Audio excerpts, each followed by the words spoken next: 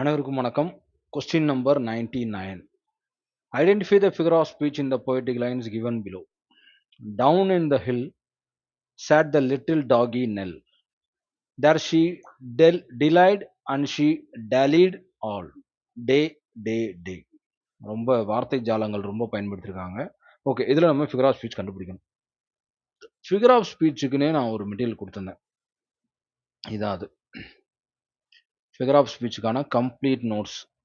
சிம்லினா என்ன ஸ்ட்ரக்சரில் இருக்கும், என்ன வேர்டில் இருக்கும், எப்படி இருக்கும், மெட்டஃபர்னா என்ன, அதுக்கு எக்ஸாம்பிள், பர்சனிஃபிகேஷனா என்ன, அதுக்கு எக்ஸாம்பிள், ஹைப்பர்போல்னா என்ன, ஆக்சிமோரான்னா என்ன, பேரடாக்ஸ்னா என்ன, அல்லிட்ரேஷன்னா என்ன, repetition of the same consonant sound at the beginning of words, she sells by the seashore, same consonant sound at the beginning of words, எஸ்ன்னு ஆரம்பிச்சிருக்கு, ப்ளஸ் சவுண்டு முழுக்கொண்டு இன்க்ளூட் பண்ணணும், லெட்டர் மட்டும் இல்லாமல். ஒரே உச்சரிப்பில் இருந்தாலும் அது என்னதான், அல்லிட்ரேஷன் தான்.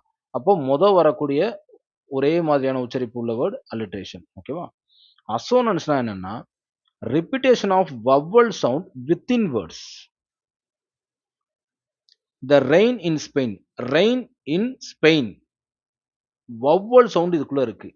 ஏய் ரெயின் ஸ்பெயின் ஏய் இது ரெண்டுமே ஏஇஐஓல வருது. அதனால இது அசோனன்ஸா பார்க்கப்படுது. கன்சோனன்ஸ்னா என்ன? Repetition of consonant words within or end of the words. So end of the வேர்ட்ல கன்சோனன்ட் சவுண்ட் வரணும். Mike likes his new bike. End of the word. அப்ப ஒரு வேர்டுடைய கடைசி உச்சரிப்பு ஒரே மாதிரி இருக்கும் பட்சத்தில் அது கன்சோனன்ஸ். ஓகேவா? ஸோ இந்த இடத்துல பார்த்தோம் அப்படின்னா கொஸ்டின் நமக்கு இங்கே பாருங்க, இது வந்து கன்சோனன்ஸ் ஆன்சர் டிக் பண்ணிக்க. ஏன் அப்படின்னா ஹில், நெல், ஆல் கடைசி எழுத்து ஒரே மாதிரி இருக்கா, எல்லே முடியுது, அதனால இது கன்சோனன்ஸ். புரியுதுங்களா? So assonance, consonance, alliteration, anaphora இன்னும் பார்க்கல. அனஃபோரா கீழே இருக்கு நினைக்கிறேன். Anaphora repeating the same word at the beginning of the sentence. ஒரே வேர்டு திரும்ப, I have a dream that one day, I have a dream that justice. இப்போ பிகினிங்கில் வர்ற ஒரே வார்த்தை ஒரே மாதிரி இருந்தால் அது பேர் அனஃபோரா. சின்ன டிஃப்ரென்ஷியேட் தான், ஆனால் ரொம்ப மைன்யூட்டாக படிக்கணும். ஓகேங்களா? இப்போ கன்சோனன்ஸ் ஏன் கொடுத்துருக்காங்க புரியுதுங்களா? இதுதான். So repetition of consonant word within or end of the word. அந்த எண்ட் ஆஃப் த வேர்டில் கன்சோனன்ட் சவுண்டு ஒரே மாதிரி வந்தா அது கன்சோனன்ஸ் அப்படின்னு பார்க்கப்படும். ஓகேவா? Okay, right.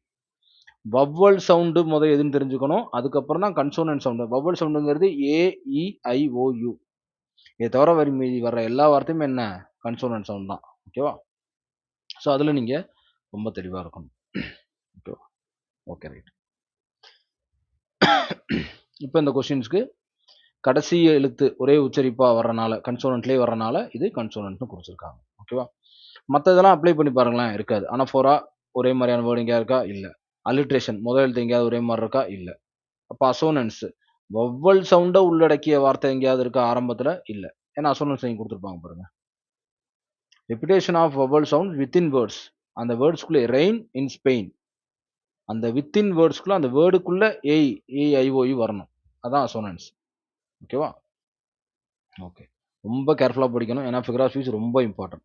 ஸோ இப்போ நான் கொடுத்த மெட்டீரியலில் படிச்சிருந்தீங்க அப்படின்னா கண்டிப்பாக என்ன செஞ்சிருக்கலாம், கன்சோனன்ட்டுங்கிறத புரிஞ்சிருக்கும், நீங்கள் கண்டிப்பாக ஆன்சர் பண்ணியிருக்க முடியும். மற்ற இதுவும் படிச்சிருந்தீங்கனாலும் ஓகே, எலிமினேட் பண்ணிக்கலாம் இதெல்லாம் இல்லை அப்படின்ட்டு. ஓகேவா? Okay, thank you so much. Thank you.